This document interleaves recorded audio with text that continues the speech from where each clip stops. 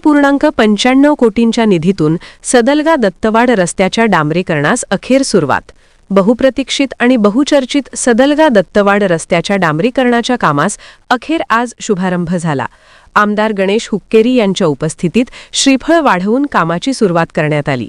या रस्त्यासाठी आमदारांच्या विशेष निधीतून 3.95 कोटी रुपयांचा खर्च होणार आहे। विधान परिषद सदस्य प्रकाश हुक्केरी यांच्या मार्गदर्शनाखाली हे काम मार्गी लागले। गेल्या 2 वर्षांपासून रस्त्याच्या दुरवस्थेबाबत नागरिकांतून तीव्र नाराजी व्यक्त होत होती।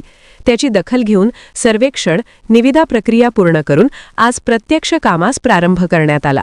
कंत्राटदार वायके जुमनाळ यांना दर्जेदार व वेळेत काम पूर्ण करण्याच्या सूचना देण्यात आल्या।